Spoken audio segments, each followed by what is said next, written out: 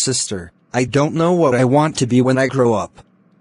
There's so much to choose from, and it feels confusing. I understand, little one. You don't have to figure everything out right now. What makes you happy? What do you enjoy doing? Love drawing and painting. But I'm also curious about animals, like being a vet. That's a great start. Art and animals both need creativity and care.